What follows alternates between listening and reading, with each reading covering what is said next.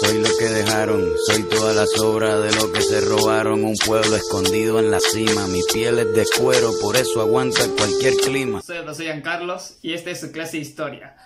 Profe, ¿de qué vamos a hablar hoy día? Va a ser la segunda parte del tema del feudalismo. ¿Ya, chicos? Como ya sabrás, en la primera clase, ¿qué hemos hablado? Un poco qué es el feudalismo, cómo surgió el feudalismo, cómo se dividían las clases sociales en el feudalismo, quién ostentaba el poder, digamos, qué relaciones había, qué relaciones de dominación había dentro del feudalismo. Ahora vamos a hablar otros tipos de características, otras instituciones, para, digamos, comprender globalmente el tema. ¿De, chicos? Bueno, para comenzar, el proceso del feudalismo básicamente duró 10 siglos. Sí, básicamente duró 10 siglos. Profe, 10 siglos, pero ¿de qué año más o menos tuvo esa etapa del feudalismo? Bueno, el año que inició se dio en 472, después de Cristo. ¿Con qué, profesor? Con la caída del Imperio Romano de Occidente. ¿Te acuerdas de la caída del Imperio Romano de Occidente? Yo sé que sí te acuerdas de la caída del Imperio Romano de Occidente. Digamos, ese periodo o ese hecho marca el inicio del feudalismo. En 1453 llega a su fin el feudalismo con la caída de Constantinopla. Profesor, Constantinopla no me suena mucho. Constantinopla es la capital del Imperio Bizantino. O sea, se cae la capital del Imperio Bizantino y con ella también se da a su fin, o muchos historiadores dan finalizado la etapa del feudalismo. ¿Ya, chicos? Por lo tanto, el feudalismo va a tener 3 etapas. ¿Ya? Va a tener 3 etapas. La primera etapa, ¿cuál va a ser, profe? La primera etapa la van a llamar temprana edad media. Sí, esta primera etapa del feudalismo la van a llamar temprana edad media. Profe, en esta etapa de temprana edad media, ¿de qué año abarca? Bueno, abarca desde el siglo V, hasta el siglo IX después de Cristo. Sí, siglo V y siglo IX después de Cristo. El siglo V del 400 ¿hasta qué año? Hasta el 900. Esa es la etapa digamos, de la temprana edad media. ¿Ya, chicos? En esta temprana edad media, ¿qué tenemos, profe? ¿Qué hechos hay? Bueno, en Occidente, ¿qué va a pasar? ¿Las invasiones, sí o no? Las invasiones bárbaras va a pasar en Occidente. ¿Qué más, profesor? Después de las invasiones bárbaras, ¿qué se van a formar? ¿Te acuerdas? Sí, yo sé que te acuerdas. Los reinos romanos germánicos. Genial, ¿sí, chicos? Sí. Profe, ¿qué más después? Va a destacar entre todas ellas el reino franco, ¿no es cierto? ¿Te acuerdas, no es cierto? El reino franco. Y después del reino franco, ¿qué va a surgir dentro del reino franco? Muy bien, ¿el imperio qué? El imperio carolingio. Genial, el imperio carolingio. Ahí va a surgir el imperio carolingio. Entonces, esa es la primera etapa. Esa es la primera etapa del feudalismo en la temprana edad media. Pero eso pasa en Occidente. Mientras eso estaba pasando en Occidente, ¿qué estaba pasando en Oriente, profe? Porque yo me recuerdo que Roma se partió en 2, en Occidente y Oriente. ¿Qué estaba pasando en Oriente? En Oriente, digamos, se va a formar el Imperio Bizantino. Sí, en Oriente se va a formar el Imperio Bizantino con su capital Constantinopla. Pero no solamente eso, sino que en Oriente van a surgir los reinos árabes. Sí, los reinos árabes. Va a surgir el musulmán. Sí, la religión musulmana. ¿Con quién, profe? ¿Con quién? ¿Te acuerdas? Sí, con Mahoma. Con Mahoma surge, digamos, la religión musulmán. Y también el reino árabe o musulmán, ¿ya, chicos? Entonces, eso va a pasar en Oriente. Ya, eso va a pasar en Oriente. Vamos a ver, esta es la primera etapa. La etapa de la... ¿Qué? Muy bien. De la temprana edad media. Después pasamos a la segunda etapa. La segunda etapa es la alta edad media. ¿Por qué lo llaman la alta edad media? Porque en esta etapa, llamado la alta edad media, digamos, se da la mayor expresión del feudalismo. Digamos, por eso le llaman la etapa de la alta edad media. ¿Ya, chicos? ¿De qué año abarca esta etapa de la alta edad media, profesor? Esa etapa de la alta edad media abarca desde el siglo IX hasta el siglo XIII. Siglo IX y siglo XIII. ¿Ya, chicos? Siglo IX del 800 y siglo XIII ¿hasta dónde? De 1300. ¿Te acuerdas? ¿No es cierto? Muy bien. Profe, ¿qué pasa en la alta edad media? Va a surgir el feudalismo como tal. Ya surge el feudalismo como tal. También se va a dar la formación del Sir. Profe, ¿qué es el Sir? Ah, ¿qué es el CIR? El CIR es el Sacro Imperio Romano Germánico, ya, el CIR. Y también se van a dar los hechos de las cruzadas, sí, los hechos de las cruzadas. Bueno, son temas que todavía no abarcamos, pero que después, posteriormente, lo vamos a hacer. ¿Ya, chicos? Bueno, eso se da en la Alta Edad Media. Y después llega la etapa de la Baja Edad Media, o sea, la etapa de la decadencia del feudalismo. Profe, ¿qué siglo se da en esa etapa de la decadencia del feudalismo? Siglo XIII hasta el siglo XVI. Siglo XIII hasta el siglo XVI. ¿Ya, chicos? ¿Qué acontecimientos se da en esta etapa, profesor? Bueno, los acontecimientos principales que se dan en esta etapa es el renacimiento urbano comercial. También se da la caída, ya tú sabes, ¿no es cierto? La caída de Constantinopla. Sí, la caída de Constantinopla se da en esta etapa de la Baja Edad Media. Ya sabes que surgió en 1453. Profe, ¿qué más se da? La revolución comercial. Sí, la revolución comercial. Sí, chicos, van a nacer ahí los personajes como los burgueses, también como las manufacturas, ¿ya? Entonces se va a dar una revolución comercial. Sabemos que en el feudalismo el comercio, digamos, entra en un periodo de decadencia, ¿no? El comercio en el feudalismo entra en un periodo de decadencia, pero después de la crisis del feudalismo, el comercio va a renacer, va a resurgir, ¿ya? Va a resurgir el comercio. Profe, surge, digamos, ideologías como el humanismo, sí, van a surgir nuevas ideologías como el humanismo, ¿ya? Y también se va a dar la reconquista española sobre la península ibérica, ¿ya? Se va a tomar la reconquista española sobre la península ibérica, que, ¿te acuerdas tú? Que estuvo tomado por ¿quiénes? Ajá, genial, por los musulmanes, sí, por los musulmanes. ¿Ya, chicos? Todo esto se va a dar en el feudalismo. Ahora vamos a hablar de instituciones que no hemos hablado, digamos, en el primer video. ¿Como cuál instituciones, profesor? La institución de la caballería. Sí, era una institución medieval de hombres de a caballo, ¿ya? Por eso le decían caballería, ¿ya, chicos? O mayormente conocidos como caballeros, claro, como caballeros. ¿Y tú te acuerdas cómo alguien se hacía caballero? Yo sé que tú te acuerdas. Muy bien, ¿a través de qué? Del espaldarazo, sí, a través del espaldarazo. Bueno, los caballeros, ¿quiénes eran, profesor? Eran guerreros que servían ¿a quién? Eran guerreros que servían al señor feudal, que servían, digamos, en la protección del señorío, la protección, digamos, del castillo, ¿no? Para eso servían los guerreros o también llamados caballeros. Estos caballeros pertenecían a la nobleza, sí, estos caballeros pertenecían a la nobleza, pero no por, digamos, por un cierto linaje de sangre, no por ello, sino, digamos, por un cierto prestigio, por un cierto prestigio de su valentía y de su honor, ¿ya? Por eso pertenecían a la nobleza, además porque brindaban servicios a las altas clases del feudalismo, sí, brindaban servicios a las altas clases, ¿ya, chicos? Como agrupación religiosa, sí, se organizaban como agrupación religiosa. Es por eso que la religión cristiana o la iglesia católica le tenía un cierto respaldo, ¿no? La iglesia católica respaldaba la caballería, sí. Además, su instrumento era básicamente...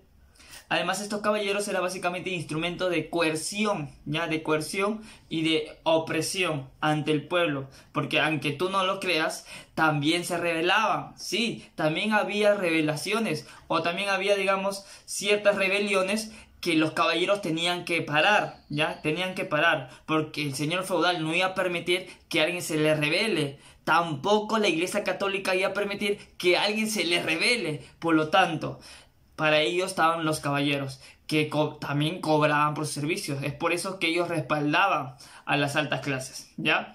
Ahora, profesor, como tú ya sabes, todo sistema no equivalencial necesita de grupos militares, ¿ya? Necesita de la fuerza, de hombres para, reprimir las rebeliones. Sí, es clásico de los sistemas no equivalenciales, ¿ya? Ahora, profe... mencióname algunas órdenes de caballeros que existían en esa época. Ya, te voy a mencionar algunas órdenes de los caballeros que existían en esa época. ¿Como cuáles existían, profesor? Mira, existían órdenes como los templarios, ya, los templarios. O también orden del temple. ¿Por qué, profesor? Porque fueron creadas en Jerusalén, básicamente para cuidar el santo sepulcro, sí, para cuidar el santo sepulcro de Jesús, ya, que se ubica en Jerusalén, y también para cuidar a los peregrinos que vivían en esas zonas, ya. Así nacen los templarios, pero después se hacen famosos, digamos, por la fuerza que utilizaban, por la represión que realizaban. Entonces se hacen famosos y muchos señorías van a querer contar con sus servicios, ¿ya? Muchos señorías van a querer contar con sus servicios y así, digamos, las órdenes de los templarios se hacen muy famosos, ¿ya? Se hacen muy famosos. Hasta incluso los españoles, digamos, utilizaron sus servicios para expulsar debidamente a los musulmanes, ¿ya? Después, digamos, vienen otras órdenes como las órdenes de Malta, o las órdenes de Santiago, Después va a ser absorbido por la corona española, ¿ya, chicos? Después va a ser absorbido por la corona española, y después vienen las órdenes de Alcántara, ¿ya? De Alcántara, y otras más, ¿ya, chicos? Profe, ahora hablemos de las costumbres del feudalismo. Profe, ¿tenían algunas costumbres? Claro que sí, tenían algunas costumbres. ¿Cómo cuáles, profesor? A ver, la vida feudal ha sido considerada como una etapa, digamos, de oscurantismo, ¿no? Como una etapa de estancamiento en la ciencia, ¿ya? Así lo conocen a la etapa del feudalismo, como una etapa de estancamiento de la ciencia, porque, digamos, estaba basado en la ideología del cristianismo, ¿ya? En la ideología de la Iglesia Católica.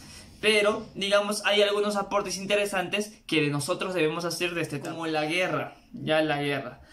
¿Qué pasaba en torno a la guerra, profe? En la guerra ellos llamaban en torno a la Guerra Santa. Mucha influencia que tenían con los musulmanes, ¿no? En torno a que el Yatrik, ¿te acuerdas del Yatrik con los musulmanes? Que es la Guerra Santa. Bueno, algo así también pasaba en el feudalismo, en la cual hacían la guerra a otros señoríos porque creían que este señorío estaba faltando al respeto ideológico de su religión, ¿ya? Entonces, el señor feudal, con ese pretexto, invadía los territorios de otro señorío. ¿Ya, chicos? Invadían los territorios de otro señorío y claro que necesitaban a los caballeros. Claro, obviamente que necesitaban a los caballeros. ¿Ya, chicos? Entonces, la guerra. Otro profesor, bueno, si había tiempo de paz, se daban las justas y los torneos. Sí, se realizaban las justas y los torneos, básicamente para poder divertir al señor feudal, ¿ya? Para poder divertir al señor feudal y a la nobleza, ¿ya? ¿Cómo qué justas y torneos se realizaban, profesor? Como las carreras de caballo, ¿ya? Entonces acá surgen las carreras de caballos. Esas carreras de caballos que tú has oído escuchar o que tú has visto alguna vez, acá surgen en el feudalismo, ¿ya, chicos? Y también se van a dar luchas entre caballos o luchas entre caballeros montados a un caballo, ¿ya? Esas son las principales justas, ¿ya? Esas son las principales justas que se van a dar en la época medieval. Costumbres muy peculiares eran en torno a la comedia, sí.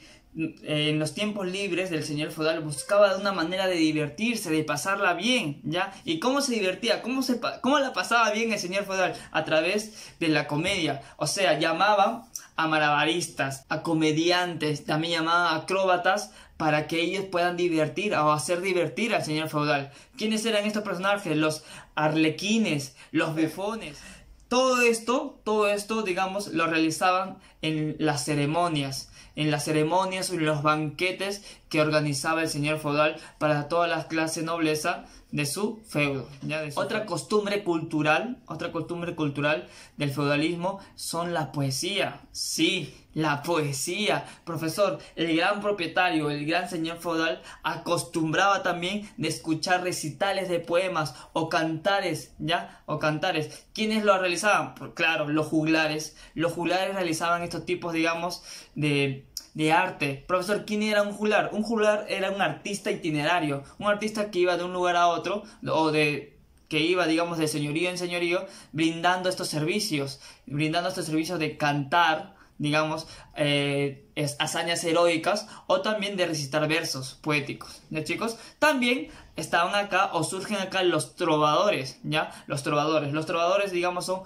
poetas que escribían y cantaban sus poemas, ¿ya? Los trovadores, ¿ya, chicos? Entonces surgen también, se da un esplendor cultural en torno a la poesía, en torno a los cantares o los juglares y digamos, los trovadores. Profe, mencióname un juglar, digamos, muy famoso de esta época, el juglar de Gesta. La costumbre cultural propia del feudalismo son los juegos de azar. Sí, son los juegos de azar. Básicamente los juegos con los dados, ya, básicamente los juegos con los dados. Y también ellos son, digamos, los primeros en jugar el ajedrez metódico. Sí, en el feudalismo se dan los primeros juegos de ajedrez metódico. Así que de esa manera se divertían la nobleza del feudalismo, para un poco perder el tiempo y entretenerse, ¿ya? Un poco para perder el tiempo y poder entretenerse, ¿ya, chicos? Hay un hecho que también tenemos que tener en cuenta. En la sociedad feudal, no existía, repito, hechos de vida privada o actos de vida privada. No existía actos de vida privada. Todos los actos se hacían públicamente, sí, todos los actos del hombre se hacían públicamente, no había eso de la vida privada, no la había, ya, chicos. Todos los actos que ustedes se imaginan, por ejemplo, hacer nuestras necesidades, digamos, estar con nuestra pareja solas, eso se hacía públicamente, ya chicos. Ahora, digamos, la privacidad es parte de estas épocas, es parte de nuestras sociedades contemporáneas. En estos últimos años, o en estos últimos días, se va perdiendo un poco eso, ¿no? Se va perdiendo un poco esa idea de vida privada. Más detalladamente sobre la iglesia medieval. Sí, la iglesia medieval, que es la institución más poderosa o de mayor jerarquía en el feudalismo. Sí, la religión, o más que nada la iglesia católica, es la iglesia de mayor jerarquía en el sistema feudal, ¿ya, chicos? Ahora, profesor, ¿cómo llega a ostentar ese poder la iglesia católica? Recordemos que en un primer momento la iglesia católica fue perseguida por los romanos, sí. En la etapa del Imperio Romano, básicamente en la primera etapa, que es el Principado, la iglesia católica fue perseguida, ¿ya? Fue perseguida. Ahora, en la segunda etapa, en la etapa del dominado, es donde la iglesia católica toma cierta, digamos, notoriedad, digamos, porque el emperador Teodosio I es el que le va a oficializar la iglesia católica, y desde ahí, digamos, la iglesia católica va a tener un cierto papel, un cierto rol, digamos, entre el estatus del poder. En la tercera etapa, la iglesia católica va a ostentar el poder, ¿ya? Va a ostentar el poder. Y, profe, ¿cuál va a ser el territorio en la cual la iglesia católica va a predominar? ¿Cuál va a ser su territorio? El territorio principal va a ser Roma, ¿ya? El principal territorio de la iglesia católica va a ser Roma, ¿ya, chicos? Ahora, Roma, ¿por qué? Porque ahí vas a encontrar la Santa Sede, ¿ya? La Santa Sede, o la sede de mayor jerarquía para la iglesia católica, ¿ya, chicos? Ahora, para entender un poco sobre la iglesia católica, hay que entender cómo se estructuraba la iglesia, cómo se estructuraba el clero. Hay que entender un poco. En la cabeza, ¿quién estaba, profesor? En la cabeza estaba el Papa, ¿ya? El Papa era la persona, digamos, de mayor jerarquía, o es la persona de mayor jerarquía en la iglesia católica, el Papa. Después le sigue el cardenal, ¿ya? El cardenal, digamos que es el asesor papal, ¿ya? Es el asesor papal y candidato a ser Papa, ¿ya? Y candidato a ser Papa. Después están los arzobispos. Profe, los arzobispos, jefe de la arquidiócesis, ¿ya? Jefe de la arquidiócesis. Después viene el obispo. Profe, el obispo es, digamos, jefe de la diócesis, ya, jefe de la diócesis, o sea, jefe de un espacio católico, ya, la diócesis. Profe, después viene el párroco que es jefe de distrito, ya, jefes de la iglesia de un distrito, ya, chicos. Entonces, así se va dando las jerarquías, en la iglesia católica. Profe, ¿cómo la iglesia católica obtuvo sus riquezas? ¿De qué manera lo obtuvo? Bueno, básicamente, la iglesia católica lo obtiene porque está ligado al poder, ¿ya? Está ligado al poder. O sea, es, digamos, la principal asesora de los estados, ¿ya? De los estados. Y ahí va a obtener tierras y riquezas. Pero no solamente ello, sino su riqueza va a ser parte también de los tributos, ¿ya? De los tributos que le va a brindar, digamos, los feligreses que forman parte de la iglesia católica. Profe, si tú no pertenecías a parte de la iglesia católica, pues era, digamos, como un hereje para ellos, ¿ya? Como un hereje. Entonces tenías que formar parte de la iglesia católica. Profe, ¿y cuáles eran los tributos que uno le daba? Los tributos que yo también te lo mencioné en el video anterior. Los principales tributos que se le da a la iglesia es el diezmo. Muy bien, ¿te acuerdas, no? El diezmo. ¿Y también cuál es? Acuérdate, la primicia. Muy bien, la primicia. Y, profe, también ellos también obtenían sus riquezas a través de la venta de indulgencias, ¿ya? La venta de indulgencias. Profe, ¿la venta de indulgencias? ¿Y qué es la venta de indulgencias? La venta de indulgencias es la venta de perdón, ¿ya? La venta del perdón, o sea, de perdonar los pecados, la venta del perdón de los pecados. Entonces la venta de indulgencias también es otra forma de obtener riquezas. La iglesia acá, la iglesia católica también formaba parte del proceso ritual, ¿ya? Del proceso ritual de las costumbres y de las oraciones, ¿ya? Profe, cada vez que había una celebración, cada vez que había, digamos, un intercambio de poder, cada vez que había una negociación, tenía que estar ahí presente la iglesia católica. Por eso, en cada rito, en cada manifestación y en cada homenaje, tenía que estar presente la iglesia acá. Las obras que realizaron la iglesia católica es la creación de la universidad. Sí, en la iglesia medieval se crean las universidades. Profe, ¿cuál es la universidad o cuál es la universidad más antigua? A ver, la universidad más antigua se encuentra en Bolonia, Italia. Profe, en estas universidades, ¿qué cursos se brindaban? ¿Qué cursos se brindaban? Muy interesante, se brindaba teología, se brindaba filosofía, se brindaba derecho y se brindaba medicina, ¿ya? Esos son cursos que se dictaban digamos, en las universidades. Profe, la máxima autoridad de la universidad, ¿quién era? El rector, ¿ya? El rector. Y el rector básicamente era, digamos, parte del clero, ¿ya? El rector en esas épocas era parte del clero.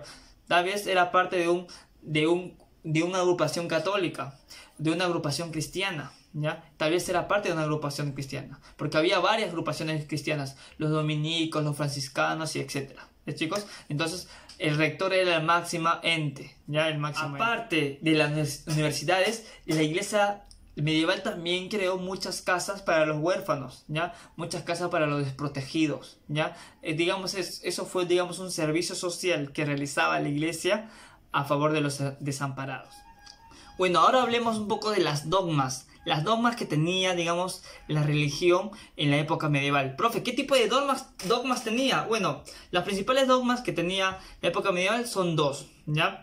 La patrística, ¿ya? La patrística y también la escolástica. Ya, la escolástica. Son dos tipos de dogmas que tenía la religión en la época medieval. Profe, ¿a qué se dedica la patrística? La patrística, digamos, es la liturgia, ¿ya? Es la liturgia, es la forma de dar, digamos, celebración a la religión. La forma de las ceremonias religiosas. Que hasta el día de hoy muchos, digamos, utilizan esta versión de la dogma de la iglesia, la litúrgica, ¿ya? El máximo representante de este tipo de dogma es San Agustín, ¿sí? San Agustín de Hipona es el máximo representante. Profe, San Agustín de Hipona, digamos, tiene un libro. ¿Cómo se llama el libro de San Agustín de Hipona? El libro se llama La Ciudad de Dios y Confesiones, ¿ya? La Ciudad de Dios y Confesiones, ¿ya, chicos? Ahora, la otra norma escolástica. La escolástica, digamos, es la fusión de la filosofía clásica y la religión cristiana. Sí, la filosofía clásica y la religión cristiana se van a fusionar para dar paso a la escolástica. Profe, muchos religiosos querían, digamos, dar un aporte a la iglesia con los conocimientos o las formas de pensar de los clásicos filósofos. ¿Como quiénes, profesor? Como Platón y Aristóteles, ¿ya? Básicamente Aristóteles era, digamos, el filósofo en la cual, digamos, los escolásticos alababan su forma de pensar y lo tenían o lo querían englobar con las ideas de la iglesia católica, ¿ya? Profe, ¿quién es el máximo representante de esta escolástica? El máximo representante de la escolástica es... ¿quién es, profesor? Lo es Tomás de Aquino, ¿ya? Tomás de Aquino es el máximo representante de la escolástica. Ahora, este tema de la escolástica también se le enseñaban en las universidades, ¿ya, chicos? Profe, ¿cómo se llama el libro más importante de Santo Tomás de Aquino? La Suma Teológica, ¿ya? La Suma Teológica es el libro más importante de Santo Tomás de Aquino. Profe, también la Iglesia Católica, si tú no creías en ellos, ellos implantaban algunos castigos, sí, algunos castigos represivos implantaban ante tu persona. ¿Cómo cuál castigo represivo implantaban ante nuestra persona, profesor? La excomunión. La excomunión, digamos, es la expulsión de una persona cristiana o también una expulsión de un representante cristiano de la Iglesia Católica, la excomunión.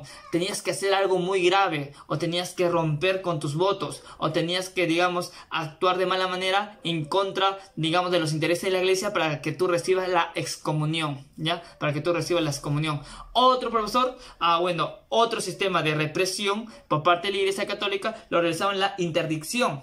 ¿Qué es la interdicción, profesor? La suspensión de una comunidad, sí, de las prácticas religiosas. La suspensión de una comunidad de las prácticas religiosas. Profesor, ¿y por qué se daba eso? ¿O de qué manera se daba eso? Cuando se daban cuenta, digamos, que esa comunidad era muy represiva ante los conocimientos o ante la ideología religiosa. Sí, era represiva, o sea, no se adaptaba o rechazaba totalmente las ideas religiosas. Entonces se planteaba que esa población era interdicción. Se planteaba la interdicción, ¿ya? Profe, la Inquisición. Sí, la Inquisición. Una de las, digamos, de las formas de castigar más famosas en la época medieval o en la época feudal, la Inquisición, que también se llamó la Santa Inquisición. ¿De qué se trataba, profesor? Esa Santa Inquisición. La Santa Inquisición es el tribunal donde se castigaba a los herejes, donde se castigaba, digamos, a los lujuriosos. Sí, se castigaba a los herejes y lujuriosos con diversos castigos, a veces castigos muy crueles, a veces castigos, digamos, propios de la tortura, ¿ya? Propios de tortura. No solamente se castigaba a los herejes, sino también a los libres pensadores, a los que pensaban, o a los que, digamos, que relacionaban su conocimiento a partir de la observación y de la experimentación. A esas personas también se les castigaba. Todos, si se iba en contra de la Iglesia, se podía castigar. Muchos pensadores, como Galileo Galilei, fueron a la tribunal de Santa Inquisición para, digamos, para así rechazar su forma de pensar, ¿Por qué, profesor? Porque si tú ibas en contra de los planteamientos de la Iglesia, pues la Santa Inquisición iba por ti. Ya, la Santa Inquisición iba por ti. Si tú leías libros que estaban o criticaban la Santa Iglesia, pues la Santa Inquisición iba por ti, ¿ya? También se castigaba a los libres pensadores, ¿ya? Y a los opositores de la Iglesia Católica, ¿ya, chicos? Entonces la Santa Inquisición fue, digamos, la forma o la institución, digamos, que más reprimía a los pobladores, ¿ya, chicos?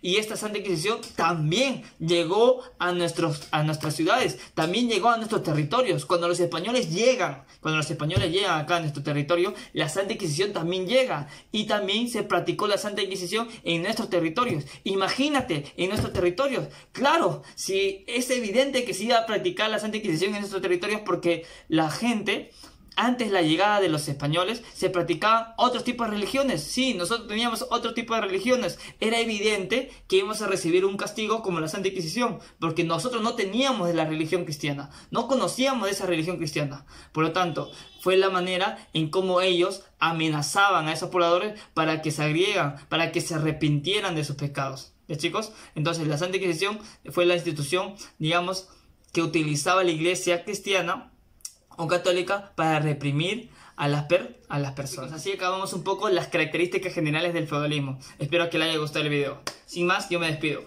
Cuídense, nos vemos en la próxima clase.